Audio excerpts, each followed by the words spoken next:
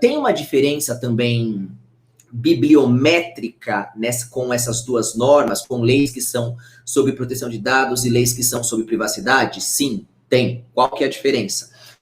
A proteção de leis que são com foco mais em proteção de dados são leis mais técnicas, são leis que pregam mais artigos técnicos, não é a nossa lei principalmente, a LGPD, ela é uma lei muito mais técnica do que o GDPR.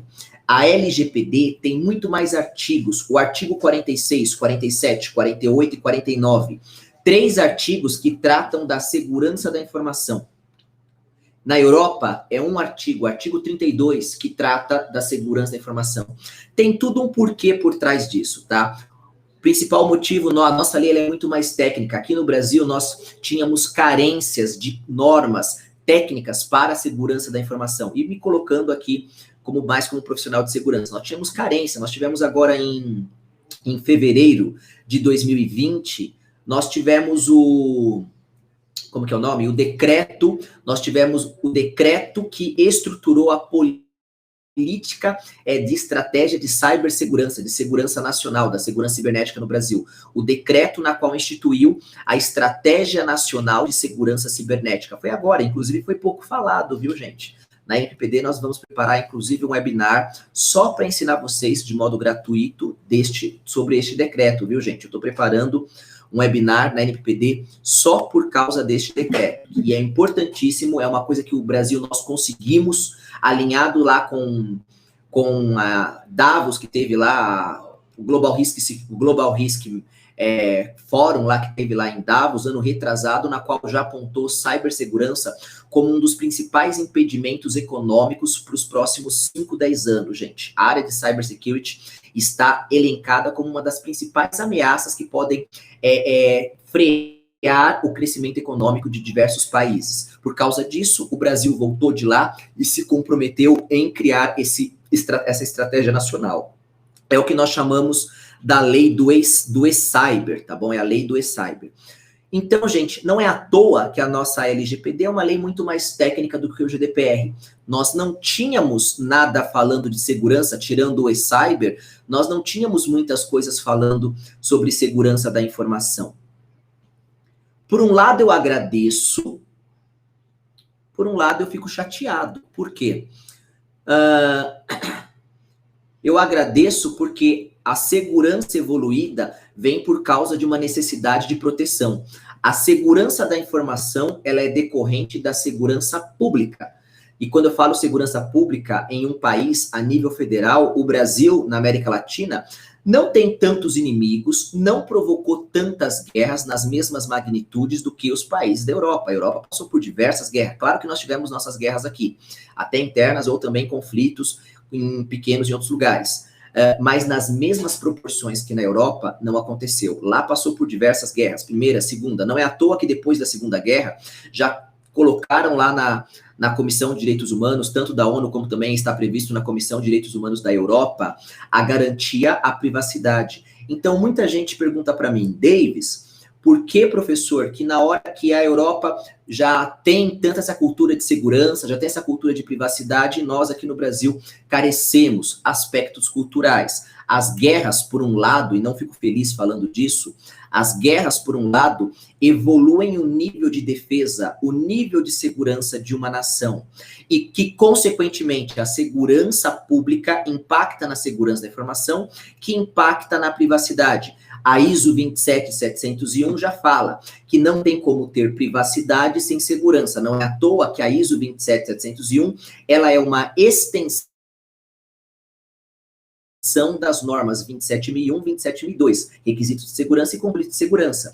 Então, as leis que vocês veem sobre proteção de dados são leis mais técnicas, diferente das leis que falam de privacidade, data protection versus privacy law. Se nós pegarmos uma das maiores leis nos Estados Unidos, a lei americana, lá é uma lei de privacidade. A lei da Califórnia, que é o CCPA.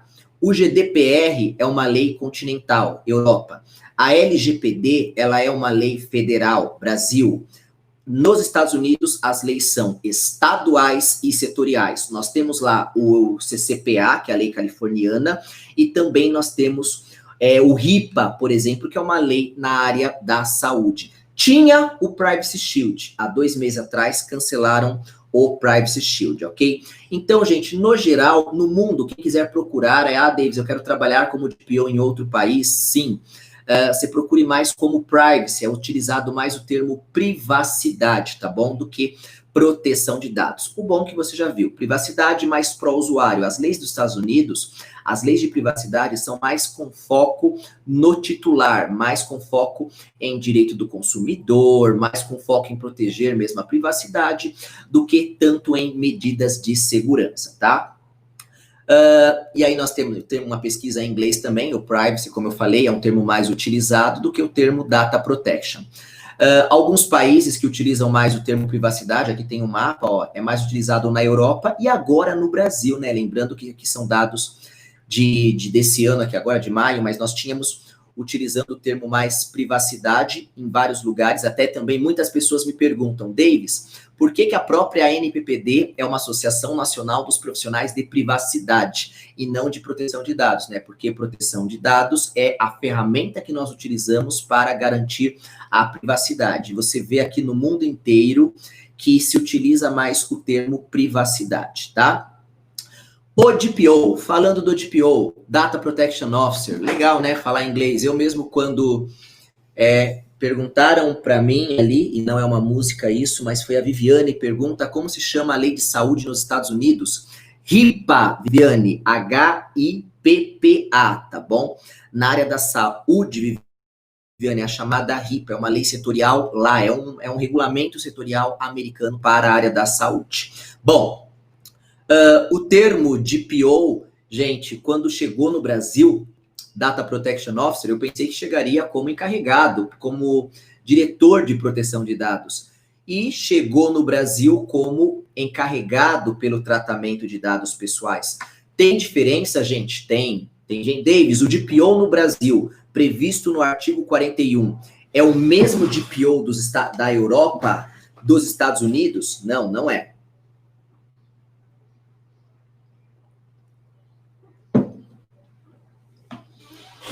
No GDPR, nós temos lá, diferente da área de segurança, nós temos 3 artigos que falam do DPO. Artigo 37, 38 e 39. No Brasil, na LGPD, é apenas um artigo, artigo 41. O DPO na Europa, ele tem um perfil muito mais técnico. O DPO na Europa está escrito lá no GDPR, fora também o documento do Grupo de Trabalho 29, que fala exatamente que são mais de 20 páginas dando direcionamento só para o DPO. Lá na Europa está escrito o quê? Que o DPO deve possuir e demonstrar passível de evidências, conhecimento da legislação e também conhecimento em técnicas de proteção de dados. Ou seja, na Europa, uma autoridade lá, um DPAs, que são as Data Protection Authorities, elas podem chegar, bater na sua empresa e perguntar, onde está, prova para mim que você está apto para ser DPO, tirando que até na Espanha é necessário certificação. DPO na Espanha para trabalhar tem que ter certificação, tá? Então, com que direito a Espanha, por exemplo, permitiu isso? Perfeito, porque no GDPR está escrito que o DPO tem que demonstrar conhecimentos na legislação, no domínio da legislação, e também tem que demonstrar conhecimentos em técnicas de proteção de dados. Ou seja, o DPO ele é muito mais técnico na Europa do que aqui no Brasil. Aqui no Brasil, se nós pegarmos o artigo 41 e os 3 parágrafos que ele tem, você vai ver uma palavra que de modo direto e indireto se repete. Sabe qual é, gente? Comunicação. Aqui no Brasil, espera-se que o DPO seja mais um comunicador, enquanto na Europa, o DPO tem que ter um trabalho mais técnico. Não quer dizer que o DPO tem que ser um advogado, ou um DPO tem que ser um cara também formado em TI. Os dois com a mesma formação, avançado? Não. Lá, o DPO, ele faz parte de squads, ele faz parte de time. Na hora que ele senta na mesa mesmo, o DPO, uma mesa de profissionais de segurança. Ao ponto até que na lei está escrito que cabe ao DPO dar o aceite final do DPIA. E eu estou falando do GDPR, tá? Que aqui no Brasil é chamado de relatório de impacto sobre a proteção de dados. Lá, DPIA, Data Protection Assessment. Então, o DPO ele tem que se sentar na mesa com os profissionais da área jurídica, com os profissionais da área de segurança. Para isso, ele tem que saber conversar. Se eu sou um DPO, que eu sempre sou um professor de DPO da área jurídica, eu nunca conversei com, não sei nada, não estudei nada de técnica de segurança, eu não posso sentar à mesa com os profissionais e falar assim, olha, saia criptografando todos os bancos de dados que já está tudo certo. Opa! Será que eu não sei que quanto mais eu criptografo, mais consome de hardware, mais consome de recursos, de memória, de hardware? Será que a empresa tem uma infra pronta para sair criptografando tudo? Não compensa também eu criptografar bancos de dados normais, que também vai demorar mais, o tempo para acessar os dados vão demorar mais. Igual também, não, se eu sou um DPO da área técnica, eu não vou sentar na mesa com advogados e vou falar assim, olha gente, a LGPD vai entrar em vigor amanhã, sabia disso? Ah, como você sabe, Davis? Tá aqui, ó, porque acabou de ser publicado um PL que fala disso. Poxa, PL é projeto de lei, PL não significa que é lei. Então, gente, o DPO tem que ter conhecimentos básicos, tanto da área jurídica, como também da área de proteção de dados. Na Europa, mais do que aqui, porque, como eu já falei, na Europa, espera-se que o DPO seja um perfil mais técnico.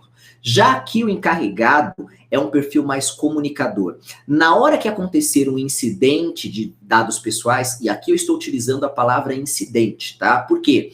No GDPR é chamado de violações de dados. Aqui no Brasil, a LGPD traz a palavra incidente de dados pessoais. Quando acontece qualquer coisa indevida com dado pessoal, é chamado de incidente de dados pessoais. Na Europa, violação.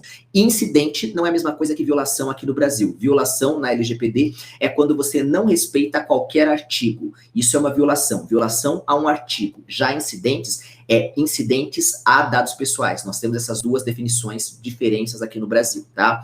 Então, olha só. O que se espera do DPO aqui no Brasil, gente? Na hora que acontece um incidente com dados pessoais, espera-se que ele saiba se comunicar. Poxa, o incidente aconteceu porque veio uma vulnerabilidade de uma porta aberta de uma aplicação que estava exposta na internet. Caiu isso para mim? Opa, eu vou chegar, vou chamar o time de cyber, vou reunir com o time de segurança e vou verificar como que nós vamos dar a tratativa. Lembra, se o incidente impactou em danos graves para o titular, tenho que avisar a autoridade e aviso o titular. Se a probabilidade é média, eu aviso sua autoridade. Se eu tenho probabilidade baixa com aquele vazamento, eu não aviso ninguém. Professor Davis, como que eu vou saber qual que é a probabilidade de um impacto de um incidente? Resposta, através de PIA. Lembra desse documento? Relatório de Impacto de Proteção de Dados. Através de um PIA e através também dos registros que eu vou ter com os bancos de dados pessoais. Isso está previsto no artigo 37 da nossa LGPD. Então, gente, dica que eu dou para vocês aqui que estão se preparando para serem DPOs, se preparem para soft skills, se preparem para vocês terem outras habilidades que a lei não fala. Tem muita gente que quer estudar para ser DPO, mas a pessoa não tem talvez uma habilidade de comunicação.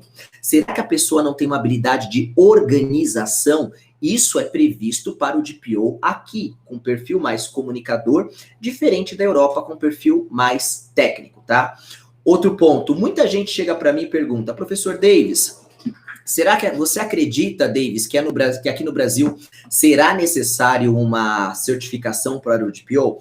Pessoal, por um lado, eu não acredito que vai ter uma certificação igual tem na Europa, tá? Até também porque o Brasil não é igual à Europa. Na Europa, nós temos lá países, e eu sempre falo disso, com população, por exemplo, com 80%, 90% da população com ensino superior. Aqui no Brasil, 15% da população tem ensino superior, e isso vai ao encontro de fatores socioeconômicos.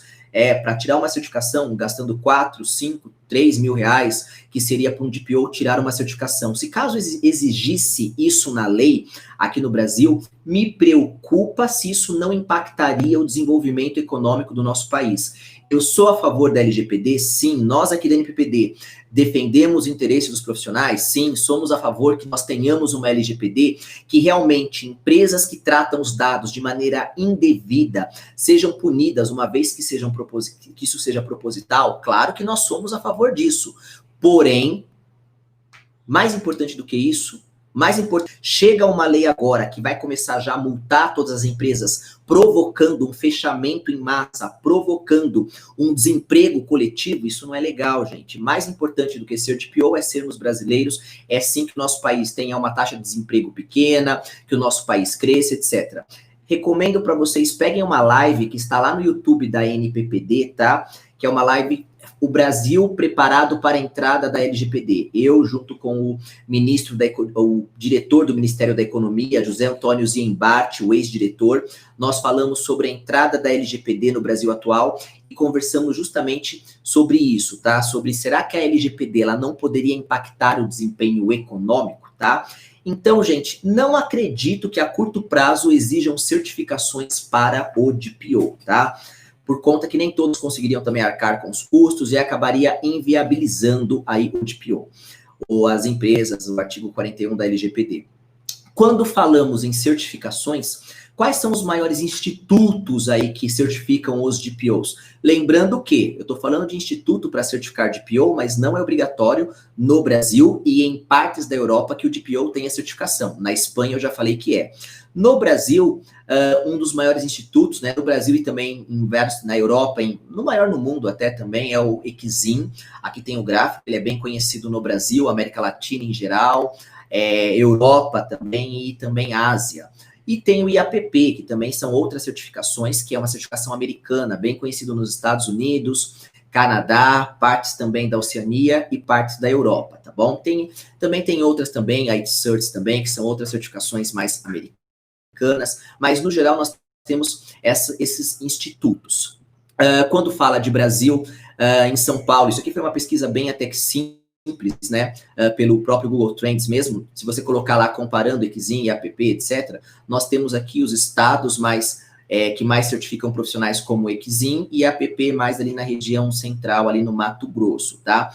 E como você pode pesquisar isso colocando lá no LinkedIn, DPO IAPP, DPO ITcerts, em média aqui no Brasil, se você colocar DPOs só pelo LinkedIn, óbvio, né, e acreditando nas fontes do LinkedIn, nós temos 590 pessoas aí, um pouco mais com DPO ECZIM, colocar DPO no mundo inteiro, cerca de 1.100 pessoas. Esses dados foram uns 3, 4 meses atrás, tá bom? Acreditamos que DPOs certificados hoje, com as certificações do ECZIM, no Brasil nós tenhamos cerca de 1.500, 1.600 DPOs certificados. Agora que estudaram as certificações, e nem todos chegaram até o final com a certificação de DPO do ECZIM, se somando todo, vai dar uns 2.200, 2.500 profissionais, tá?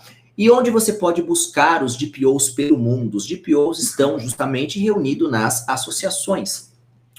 Nos Estados Unidos, a associação que reúne os DPOs nos Estados Unidos é o IAPP, com cerca de 70 mil seguidores. Para quem vai trabalhar na Europa, e eu sempre aconselho isso, professor Davis, eu quero trabalhar na Europa como DPO. Posso estudar aqui na IT Partners, posso me formar como DPO. A certificação daqui é reconhecida em outro país? Sim, o ECZIM possui certificações internacionais, lá com sede em Utrecht, na Holanda, tá? A sua certificação aqui no Brasil é reconhecida também em outros países. O que eu aconselho para quem está querendo trabalhar em um outro país? Você pode entrar em contato, você pode se reunir com os profissionais, se você quiser nos Estados Unidos, é o IAPP. Se você quiser na Europa, essa daqui, EADPP, é a Associação Europeia de Profissionais de Proteção de Dados, tem páginas no LinkedIn também. Quem quer trabalhar em Portugal, nós temos lá a PDPO, que é de Portugal também, para os DPOs lá de Portugal, você pode entrar em contato, fazer parte, lá eles divulgam também as vagas. Quem é membro da NPPD também tem parcerias lá, já tem diversos benefícios na PDPO, inclusive eu estava participando de um evento com os DPOs de Portugal, muito legal, inclusive, para quem não sabe, gente, Portugal criou um visto específico para profissionais de TI, é um chamado Tech Visa, específico para profissionais de TI, muito interessante isso, tá? Muito legal mesmo. Tem pergunta, mas é correto eu que não tenho certificação de DPO e não tenho o certificado de profissional de privacidade, posso me posicionar como DPO ou encarregado? Quem perguntou isso foi a Carol, né? Carol, é assim, Carol, a lei não exige certificação para o DPO, porém, quem já fez cursos, quem já fez certificação, quem está aqui agora no curso da IT Partners, eu recomendo muito você ter certificação, porque não é algo fácil, Carol. Você vai ver qual que é a profundidade do assunto. Muita gente acha assim, Davis, Eu acho que só se eu ler a LGPD eu já consigo saber tudo. Para começar, ninguém sabe tudo, mas eu consigo ser DPO? Gente, tem um artigo da LGPD e um artigo do GDPR que fala que a empresa, no caso o controlador, deverá adotar medidas desde a concepção e medidas por padrão. Você sabe que essas duas palavrinhas, desde a concepção e por padrão, vem de uma teoria chamada Privacy by Design, uma tese de doutorado da doutora Ann Calvokian, com mais de 300 páginas. Ou seja, duas palavras que podem ser desmembradas em 300 páginas. Então, Carol, eu aconselho de verdade você fazer uma formação, eu aconselho de verdade você ser DPO, tá bom? Você, no caso, passar por um teste antes de você já se autoproclamar como DPO, tá bom? Embora nós sabemos, óbvio, né, gente? O certificado não prova nada, o que prova é o conhecimento na cabeça. Na verdade, o certificado é importante, sim, porque ele te abre as portas, mas o que faz você ficar no serviço, você ficar no trabalho, é o seu conhecimento, tá? E ainda mais, Carol, em cenário europeu, porque eu já falei aqui que lá é necessário, sim, DPOs. E aqui no Brasil, gente, onde que os DPOs, aí os profissionais de privacidade estão em grande maior parte aqui, é na NPPD, tá?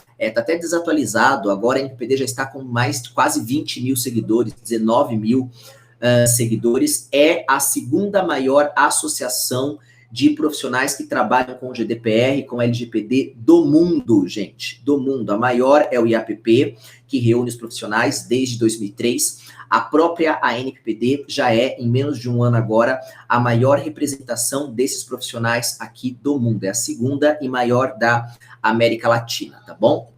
Opa, atualizado. Vitor, olha lá, obrigado, Vitor.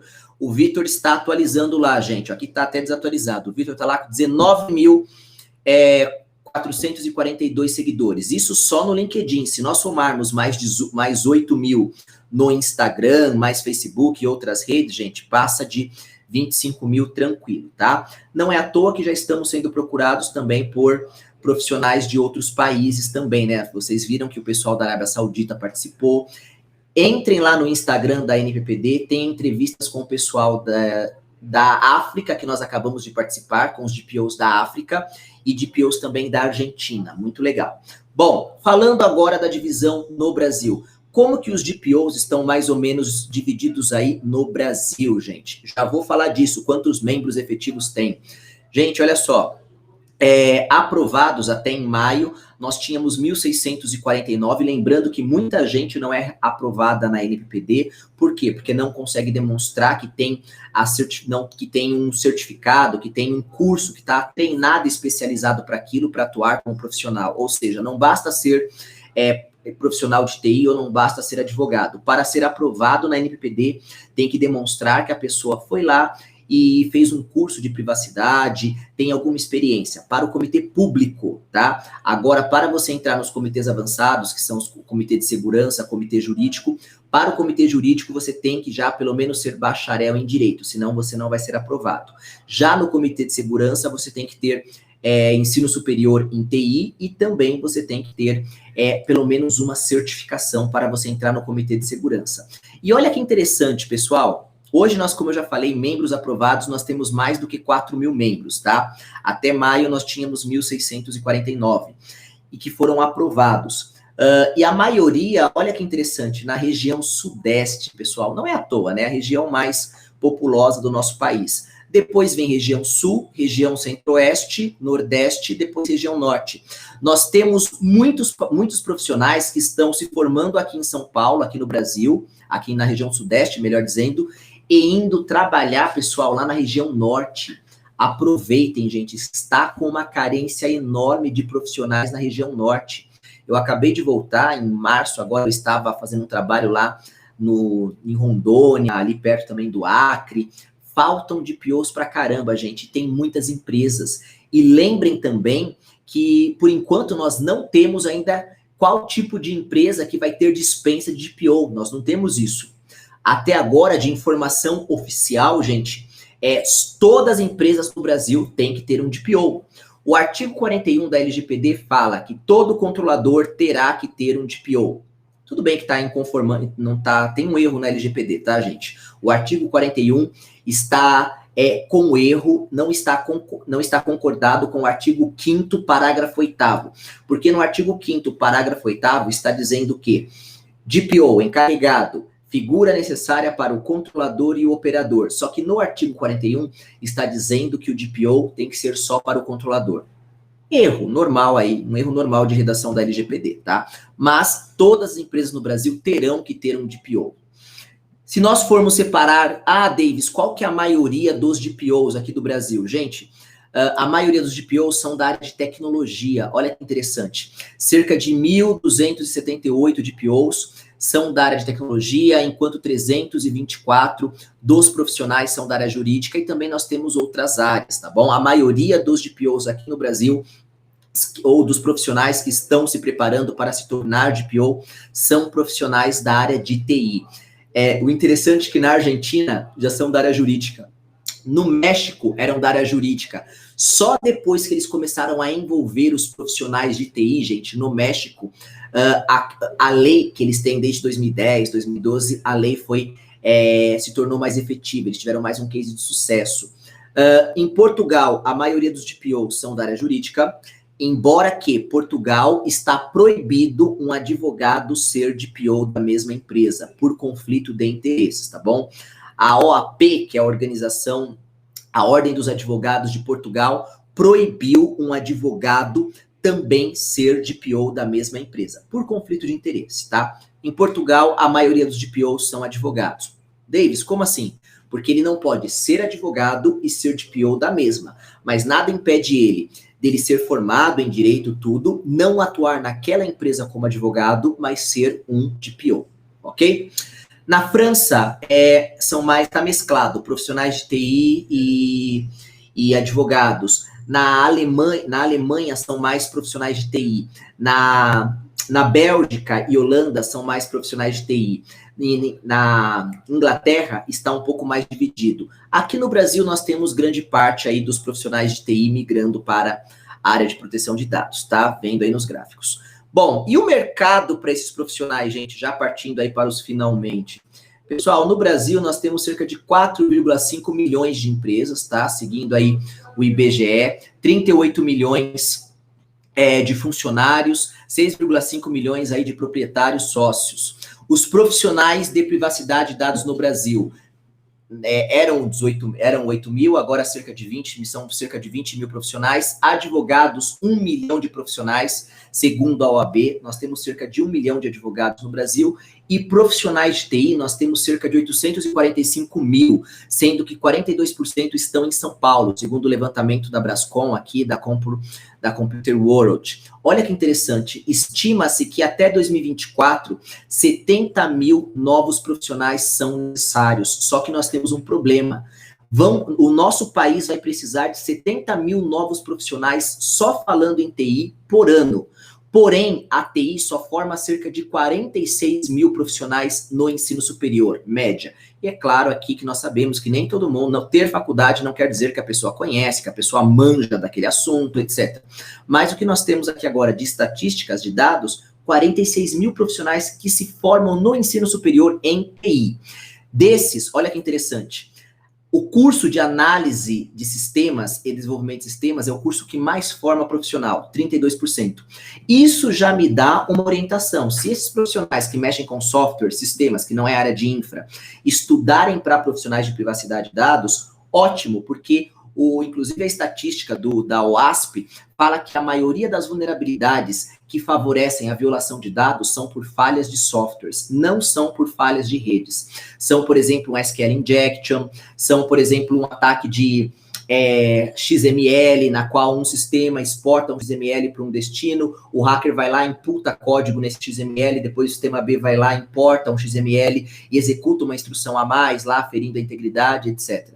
Então, é necessário que os profissionais da área de sistemas estudem também privacidade, depois da área de sistemas, pessoal de sistema de informação, ciências da computação, 19%, gestão de TI, 11% dos profissionais se formam em gestão de TI, e aí vem os cursos mais difíceis, né? O curso de redes de computadores, gente, só forma só 8% de profissionais, e engenharia da computação também com 5%. Essa é a gama aqui de profissionais de tecnologia que nós temos. mas me preocupa 46% de profissionais, e não quer dizer que todos esses 46 mil profissionais, e não quer dizer que esses se tornarão DPOs. Pessoal, com 4,5 milhões de empresas, se nós somarmos 1 milhão de advogado mais 1 milhão de profissionais de TI, vamos arredondar, dariam 2 milhões de profissionais. Vamos ainda ser otimistas, desses 2 milhões de profissionais, vamos pensar que 10% se formarão para ser DPO, ok? 200 mil DPOs. Gente, 200 mil DPOs para 4,5 milhões, isso aqui é preocupante. Vai faltar DPO no Brasil. Como que 200 mil poderão atender 4,5 milhões de empresas? É necessário que nós tenhamos mais DPOs. Eu recebo muito no LinkedIn DPOs da Europa falando, Davis, ó, aí no seu país eu fiquei sabendo que vai entrar LGPD. Nós podemos aí trabalhar aí no seu país, Davis? Como que está para trabalhar? Gente, tem profissional vindo trabalhar de fora aqui no nosso país, porque os DPOs aqui do Brasil, nós profissionais de TI, nós não estamos aí entrando de cabeça. Gente, aproveitem, tem bastantes oportunidades, tá? E onde estão essas vagas para DPOs? Olha só, primeiro, você pode buscar vagas para DPOs, né? Encarregados ou oficiais de proteção de dados. Qual que é a média salarial de um DPO? Olha só, gente, ele pode ser um DPO consultor ou ele pode ser um DPO gestor, um gestor interno. O DPO consultor é necessário conhecimento em gestão de projetos. O DPO consultor, média salarial, vai de 350 a 550 reais por hora. E nós temos como referência, para quem é um DPO da área jurídica, a própria tabela de honorários da OAB mesmo, que prevê essa faixa aqui também para uma consulta, uma assessoria jurídica de um advogado, como também a tabela IBAP. Cada estado você verifica como que está aí a tabela IBAP do seu estado, que é para processos de engenharia, onde envolve engenharia industrial, administração, gestão. Nós chegamos numa empresa e nós mudarmos processo, isso está coberto na área de engenharia industrial, tá bom? Que nós vamos reestruturar processos nas empresas. Essa é a média que nós podemos cobrar por hora. Já um gestor interno, um DPO que ele é contratado para ficar na empresa, a média salarial é de 8 mil a 20 mil reais, tá bom? Levantamentos aí externos do GDPR em Numbers. Se você colocar no LinkedIn DPOs, olha só, DPOs e colocar Brasil e colocar em vagas, cerca de 222 resultados aí, ó, como consultor LGPD, supervisor de segurança da informação, cybersecurity. Se você colocar, aí vai continuando, ó, a PwC também, consultor sênior, consultor em proteção de dados. Só toma cuidado, você não, DP às vezes não quer dizer que é proteção de dados, pode ser departamento pessoal, tá bom, gente? E aqui nós estamos com as vagas, ó. Tem bastante vagas, cada vez, nós estamos agora no momento das vagas, para falar a verdade. Se preparem para vocês começarem aí vendo diversas empresas, diversos profissionais aí sendo nomeados. Ó, eu assumi como DPO de tal empresa, e o outro assumiu como DPO de outra. Como que nós podemos analisar umas vagas? Eu trouxe aqui para vocês apenas uma vaga para vocês verem, ó. Analista sênior em Data Protection Officer. Aqui, ó, foi da Vivo essa vaga. Olha que interessante. A Vivo postou a vaga. Olha o que as vagas estão pedindo. Analista de proteção de dados atuará para garantir que as informações pessoais recepcionadas, armazenadas, tratadas, processadas na Vivo observem um modelo de governança e procedimentos que respeitem as diretrizes da LGPD, através de monitoramento de riscos, materiais operacionais e por aí vai. As responsabilidades. Aqui foi Ctrl+C, Ctrl+V da lei. Atuar como especialista na aplicação de políticas corporativas relacionadas à proteção de dados. Atuar como especialista na instrução de trabalho para orientar as áreas de negócio acerca de preenchimentos de relatórios de governança. Planos de disaster recovery também. Planos de privacy by design. Atuar como especialista para a criação da matriz e avaliação da criticidade. Olha o que está dizendo aqui. Aqui está falando que é necessário de DPO ter conhecimento de quê? Análise de riscos, governança. Você quer ser DPO? Você já estudou COBIT? Você quer ser DPO? Você já... como que está o seu nível de gestão de projetos? Padrões. Lá no artigo 50 da LGPD, fala justamente que as empresas terão que ter o quê? Padrões. terão que ter boas práticas. Olha os requisitos aqui, ó. Desejável, ensino superior em Direito, Administração, Economia, Engenharia, Ciências da Computação, Ciências da Informação, desejável pós-graduação em Privacidade e Proteção de Dados, desejável certificação em Práticas de Proteção de Dados, conhecimento em inglês, espanhol, olha a certificação do EQZIN aqui, ó, esse curso aqui que vocês estão fazendo. Inglês, espanhol, nível intermediário avançado, experiência anterior em privacidade, proteção de dados e segurança, participação em projetos de governança e privacidade. Isso daqui, gente, tem sido o principal entrave. Muita gente chega para mim e fala, professor Davis, como que eu consigo entrar para trabalhar como DPO, sendo que todas as vagas pedem experiências como DPO? Pessoal, quer uma dica? Imagine quantas empresas precisam de DPOs e elas não podem pagar. Que tal se você oferecesse os seus serviços de modo voluntário para um asilo, para uma creche, para uma instituição de caridade, para uma ONG, gente? Inclusive na NPPD, se preparem, nós vamos começar a ter o comitê social aqui na NPPD, que na NPPD mesmo nós vamos começar aí a colocar em contato as associações, as ONGs, né, instituições sem fins lucrativas, e os profissionais que eles querem começar a praticar e eles não têm ainda experiência. Então, nada melhor do que, gente, que tal se você oferecesse o seu serviço para uma ONG, um asilo, né? Pensa lá perto da sua casa aí, uma creche, um lugar carente, que eles lidam com dados pessoais. Imagina essas clínicas de reabilitação, às vezes populares, né, que eles já cobram preços baixos, eles talvez não tenham condições de arcar com um profissional de 8, 10 mil reais. Que tal se você oferecesse os seus trabalhos, os seus serviços como DPOs para eles? Você poderia já começar a adquirir experiência, e aí você pode até fazer um certificado, olha, eles vão te atestar que você prestou serviços como DPO voluntário, e você pode, inclusive, também colocar o seu nome no site deles. Isso, fora que também isso é um belo trabalho social, pessoal, e nós ajudamos o nosso país para empresas que não podem arcar com esses custos, e fora também que, né, a lei do retorno aí, ela é implacável quando você ajuda as pessoas, tá? Gente, para terminar aqui, ó, o perfil... Então, gente, fica com essa dica, tá? Se preparem, na NPPD nós vamos começar a ter... comitês sociais, nós vamos começar a ter trabalhos sociais justamente para ajudar empresas que não podem pagar DPOs, tá? É um benefício para a empresa e uma oportunidade aí do profissional que quer começar a praticar.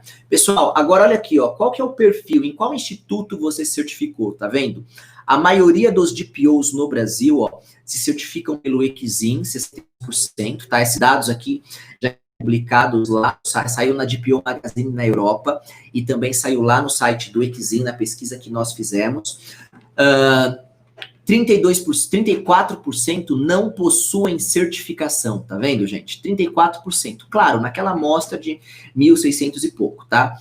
34% não possuem certificação, 62% possuem certificações. O perfil dos DPOs, qual que é o grau de instrução? Olha que interessante. 66% dos DPOs, pessoal, possuem graduação, possuem ensino superior. Pós-graduação, somente 2%. E aqui, quando fala pós-graduação, tanto pós-graduação lato como stricto sensu, tá? 2%. Que com graduação e mestrado, 4%, que é mais ainda, tá? Um stricto sensu, 4%, com graduação e mestrado, graduação e doutorado, 2%, 2%, e só graduação, 26%, com graduação e pós-graduação, 66%. Ou seja, se você já terminou a sua faculdade e você tem a sua pós-graduação, você está na média aí dos profissionais. Se você só tem graduação, você está abaixo aí do perfil dos DPOs aí no Brasil, tá bom, gente? Quer um diferencial? Você pode buscar aí o seu mestrado, você pode buscar o seu doutorado, e nós temos cada vez mais as universidades iniciando nas linhas de pesquisas para a proteção de dados, para privacidade, tanto em LGPD quanto em GDPR. Eu mesmo sou professor de mestrado, sou professor de doutorado também, e eu também oriento diversos trabalhos. Inclusive, quem quiser depois entrar no mestrado, entrar no doutorado, manda mensagem lá para mim, que a gente está com umas vagas em aberto. Mas, anyway, aonde você for fazer, é importante você também aí seguir para o stricto sensu, que é um diferencial a mais aí para o seu currículo, tá bom? Porque você vai concorrer com essa massa aqui, ó. Este é o panorama dos DPOs no Brasil, gente, tá? Acompanhem também lá o canal da NPPD no YouTube. Nós estamos... Qual que é o panorama que o Brasil está? Inclusive, a NPPD participa da Frente Pró-LGPD. O que significa isso? É a reunião das instituições que defende a LGPD e nós estamos com um problema. E eu vou encerrar essa palestra, que já durou bastante, eu vou abrir para as perguntas. Pessoal, nós estamos com um problema com a LGPD no Brasil atual. Atualmente, os nomes que foram indicados para o nosso governo, para a nossa ANPD, são apenas nomes da área jurídica. Nós precisamos que o nosso governo federal, que a ANPD ela está debaixo do Ministério da Secretaria-Geral da República, na qual a figura é o ministro Jorge Oliveira, é necessário que a ANPD, que o nosso governo, também insira profissionais da área de segurança. Até agora só foram previstos profissionais da área jurídica. Foi esse o tema que nós fomos conversar. Aqui está o link, tá? Nós nos reunimos com senadores, senador da República, o Eduardo Gomes também, que ele é o líder do governo no Senado e autor da PEC 17. A PEC 17 coloca a privacidade dentro da Constituição Federal, propõe isso. O senador também, Isalci Lucas, deputados federais, muitos profissionais. Nós fomos lá e nós conversamos, falamos disso, e falamos que, olha, é importante que nós tenhamos uma ANPD técnica. Me preocupa um órgão técnico do tipo da ANPD que não tenha profissionais técnicos para analisar e para julgar a minha e a sua empresa. Então, nós estamos fazendo essa frente, tá bom, pessoal? E que, de modo, gente, que a ANPD, embora ela está politizada debaixo da Secretaria-Geral, que ela funcione como um trabalho técnico, tanto técnico de segurança, como também técnico da área de TI. Mais importante do que político, nós precisamos de um órgão técnico, que realmente vai saber, porque já está previsto na lei, que cabe à ANPD fiscalizar, dar direcionamentos para todas as empresas no Brasil. Tem diversos pontos que nós não sabemos ainda. Na Europa, o prazo de reporte de incidentes são 72 horas. No Brasil, nós não temos isso. Quer uma dúvida a mais? Na hora, como que nós vamos abrir chamado na NPD? O que garante que eu, sendo o DPO dessa empresa, que só eu poderei reportar as violações de dados para a NPD? Será que vai ser apenas com nome, senha? Será que vai existir um link dedicado, no caso aí uma conexão direta, pode ser uma VPN entre cada empresa e a NPD? Será que vai ser por e-mail? Será que vai ser utilizando um certificado digital? Será que vai utilizar duplo fator de autenticação? São coisas técnicas como essas que nós precisamos ter respostas e a NPD precisa que tenham profissionais técnicos lá dentro para poder dar esses tipos de direcionamentos para todo o Brasil. Gente, este é o trabalho forte que nós da NPPD aqui nós estamos fazendo e eu mesmo, como especialista da área de segurança, nós temos aí pressionado aí o nosso governo, tá bom? Aqui está o link para vocês assistirem essa palestra lá no YouTube. Assistam, vocês vão ver que panorama que nós estamos atualmente com a LGPD, tá bom? Eu quero agradecer, espero que vocês tenham aí entendido, eu vou abrir para perguntas, tá? Tem muita coisa que poderia falar, gente, eu espero que vocês se interagiram aí no meio de como que nós estamos atualmente com a situação aqui do Brasil, com a LGPD. Usem uma hashtag, pessoal, ANPD já, tá bom? Usem uma hashtag ANPD já. Postem aí também, quem quiser postar aqui esse curso, tirar foto, marcar lá a IT Partners também, marcar eu, marcar o professor César lá nas redes sociais. Nós fazemos questão, sim, de dar uma recomendação para todo mundo, tá bom, pessoal? E que nós gente, LGPD já deu certo, foi um sucesso, temos LGPD. Agora nós precisamos da ANPD e que ela seja técnica. Obrigado, César. Obrigado, Magda. Obrigado a você, Davis, pelas palavras. Era isso que a gente esperava, uma visão geral para todo mundo que estava aqui. E eu que peço desculpas pelo perrengue de entrada lá, que, nossa, foi de rosca, hein? Imagina. Bom, então, amanhã, pessoal, 18h30, estamos de volta.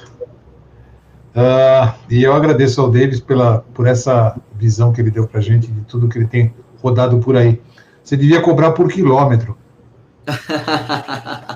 É muito. Mas, ô César, você acredita que a minha esposa não conseguiu me parar, César, para não pegar avião, para não ficar no aeroporto, mas o coronavírus conseguiu, você acredita, César? Não é mole não, viu? Pois não é mole, é. não é difícil. Bom, eu agradeço bastante. Você encerrou o primeiro dia aqui. O que eu não pude falar, você fez com primazia. Muito obrigado. Espero te ver sempre. Obrigado, César, de coração. Pessoal, sucesso aí para vocês aí, rumo à formação de PO, tá bom? Parabéns aí, Ed Partners. Obrigado, gente. Tchau, tchau. Obrigado, tchau. Pessoal, amanhã, às 8h30, estamos de volta. E como eu havia falado para vocês, esse material que vem depois das 21h30 é extra, ok? Alguma coisa que a gente coloca a mais. Não tem a ver com a formação, mas aproveita o fato de vocês estarem aí com todo esse interesse. Tudo bem? Então é isso. Amanhã eu tenho uma outra apresentação, sem perrengue. A gente era programado para fazer 30 minutos. Vamos ver se a gente consegue manter. Assim, se vocês ficarem para hora extra, também vão ter um horário mais garantido. Foi um perrenguinho hoje. Foi o primeiro dia, né? Ok, gente. Obrigado. Boa noite. Amanhã a gente se vê. Até lá.